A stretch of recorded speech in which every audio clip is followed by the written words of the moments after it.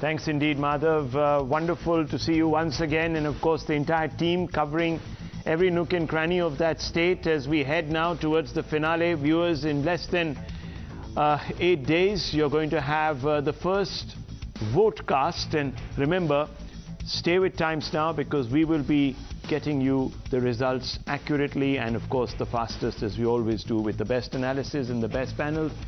Let me quickly change focus. Thanks indeed, Madhav, once again. Let's quickly change focus, but stay with Karnataka.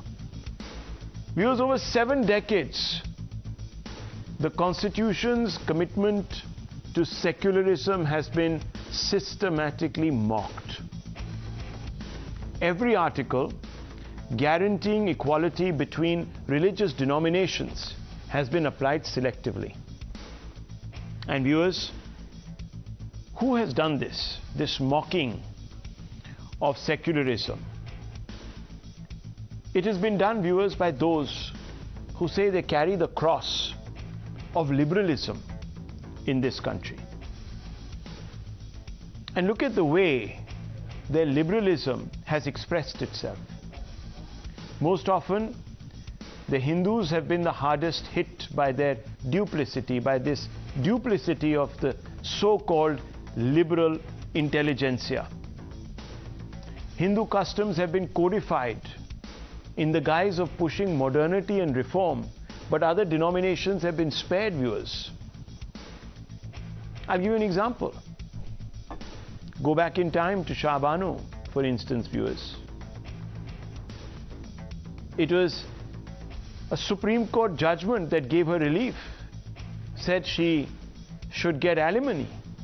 But it was the Congress government, who calls itself the most secular party, viewers, that went to Parliament and went out there and overruled the Supreme Court to keep women, Muslim women, entrapped in patriarchy. On the other side, viewers, they were busy codifying Hindu customs to liberate Hindu women. I'm not saying any of these customs were necessarily good. All I'm saying, viewers, is that if you are wanting to do good, then do it equally for all. I'll give you another example. Hindu temples are clamped down under government control. No other religion is subjected to this discrimination. They can administer their places of worship by and large.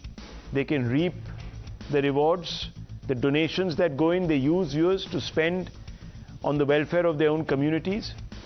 But not in Hindu temples. That money is taken and used by the state sometimes to build all sorts of other amenities for other denominations. Till, of course, at least that part was stopped by the courts, viewers. But still the practice continues. A national commission for minorities was set up to protect minority interests.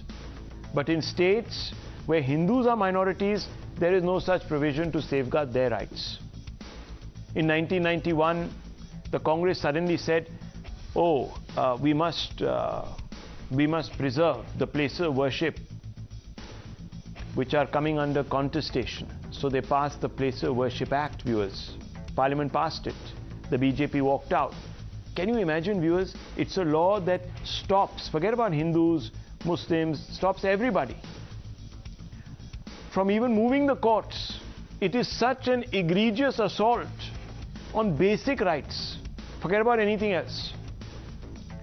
Now we know, viewers, that it was really Hindu temples that were flattened during the successor waves of settler colonization. So it was Hindus primarily that have been affected by this 1991 Act of Parliament. Viewers, this discrimination wouldn't have happened had the Indian state perhaps embraced the Uniform Civil Code, for instance, and if those that were in power had shunned appeasement politics. Unfortunately, both didn't happen. The Constitution, in fact, recommends the adoption of a Uniform Civil Code. The Supreme Court has also pushed for it. And today the BJP has released its manifesto for the Karnataka elections. And among the slew of promises the party has made is to implement the Uniform Civil Code in the state. on the UCC, the manifesto says that it will be implemented based on the recommendations given by a high-level committee which will be constituted for that purpose. They made also other promises which make total sense, viewers. And some of these are, for example, to ensure the speedy deportation of all illegal immigrants, and therefore the induction of a statewide NRC or a survey on citizenship. The party has also vowed to create a special wing in Karnataka State Police called the Karnataka State Wing against religious fundamentalism and terror.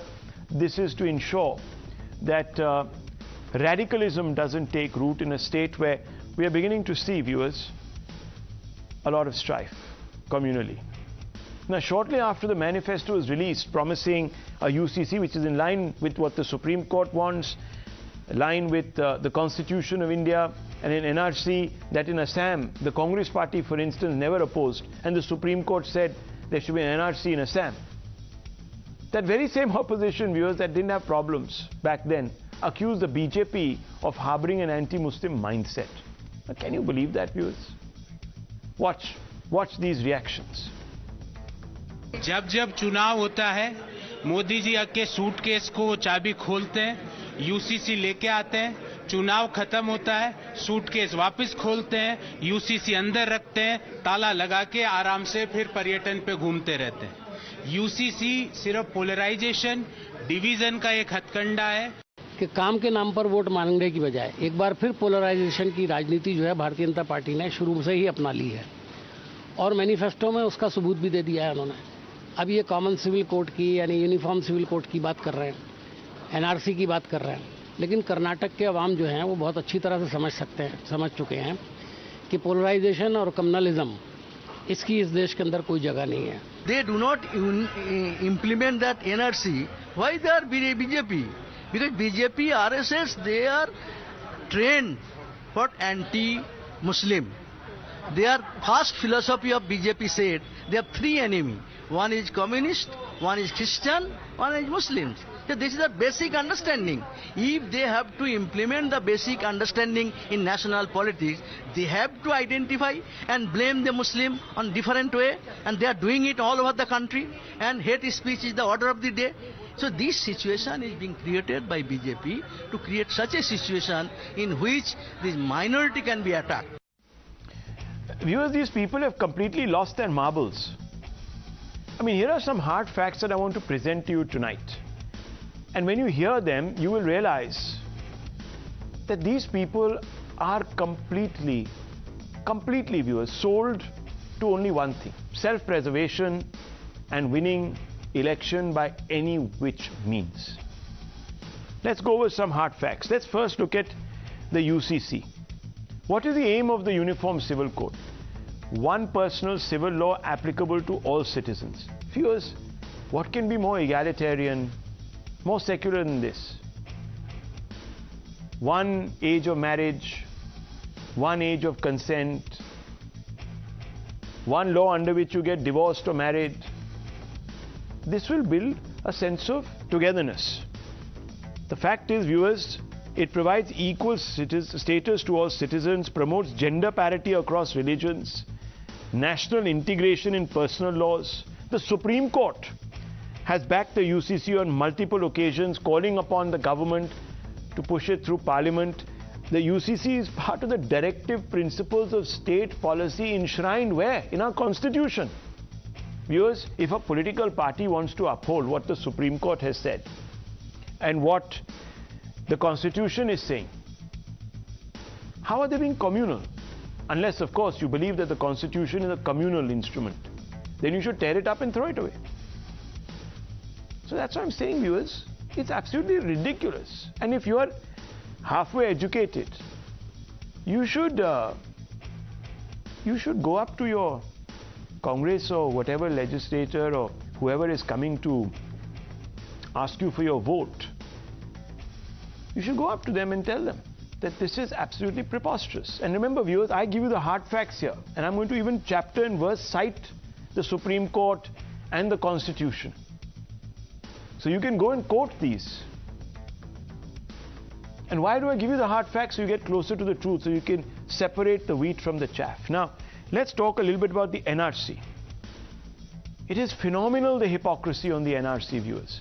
What does the NRC do? It identifies illegal immigrants residing in the state. And let me tell you, there is a gentleman that you will encounter today. He's that rare species who will sit here and completely do a U-turn, viewers. I'll talk a little bit about the JDS. In 2015, H.D. Kumaraswamy, the chief of the JDS, had talked about thousands of illegal Bangladeshis living in Bengaluru and had called for steps to identify them and address the issue.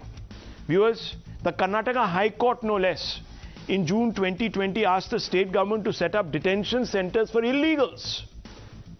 Was that communal? Was the High Court being communal? Now, viewers, law and order is a state subject.